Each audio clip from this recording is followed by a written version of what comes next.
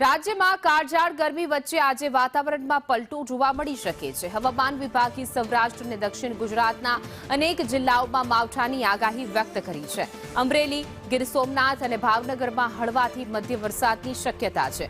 સાથે જ ડાંગ, વલસાડ, દમણ, દાદરાનગર હવેલી, તાપી અને નવસારીમાં પણ વરસાદ વરસી શકે છે। વેસ્ટર્ન ડિસ્ટર્બન્સ સક્રિય બનતા આ બદલાવ જોવા મળી રહ્યો છે। તો સૌરાષ્ટ્રના કેટલાક વિસ્તારોમાં વરસાદની શક્યતા વ્યક્ત કરવામાં આવી છે। આજે સૌરાષ્ટ્ર અને ખાસ કરીને દક્ષિણ ગુજરાતમાં માવઠાની આગાહી છે। અમરેલી, ગીર સોમનાથ, ભાવનગરમાં વરસાદ વરસી શકે છે। જો કે ગઈકાલે કાલાવડ પાસે પણ વરસાદ વરસ્યો હતો।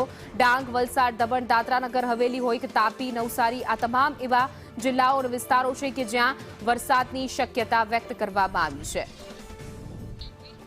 વધુ વિગતો સાથે અમારા સંવાદદાતા જગદીશ પરમાર જોડાઈ ગયા છે મોરબીથી।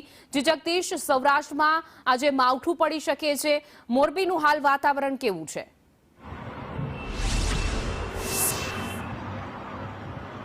એને ચોક્કસથી વાત કરવામાં આવે તો આમ તો મોરબીમાં છેલ્લા 2-3 દિવસથી અતિશય ગરમીની પડી રહી હતી, પરંતુ આજે થોડુંક વાતાવરણ વાદળછાયું છે અને વાદળછાયા વાતાવરણના પગલે ક્યાંક ને ક્યાંક ગરમીમાં આંશિક રાહત પડશે।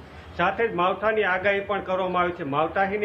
માવઠાની જે આગાહી છે તેને લઈ જગતનો તાત ચિંતાતુર થયો છે। એક બાજુ ખેતીની સિઝન છે, ડીઝલ મળી રહ્યું નથી, કટોકટીનું છે અને ડીઝલ મેળવવા માટે જગતનો તાત પેટ્રોલ પંપ પર ધક્કા ખાઈ રહ્યો છે, લાઈન લગાવી રહ્યો છે, પરંતુ ડીઝલ મળી નથી રહ્યું। ખેતી કરવાની સિઝન છે અને તેવા જ સમયે માવઠાની આગાહી છે, એટલે ખાસ કરીને જે માવઠાની આગાહી છે, હાલ વાતાવરણ વાદળછાયું બન્યું છે। જો માવઠું થાય તો ખેડૂતોને ખેતી કરવી પણ મુશ્કેલ બની શકે છે અને તેને લઈ જગતનો તાત મુશ્કેલીમાં મુકાયો છે। ખાસ કરીને હાલ હળવદ હોય, ટંકારા હોય, મોરબી હોય, વાંકાનેર હોય, તમામ જગ્યાએ વાદળછાયું વાતાવરણ જોવા મળી રહ્યું છે અને તેને લઈ ક્યાંક ને ક્યાંક ગરમીમાં આંશિક રાહત જોવા મળી રહી છે।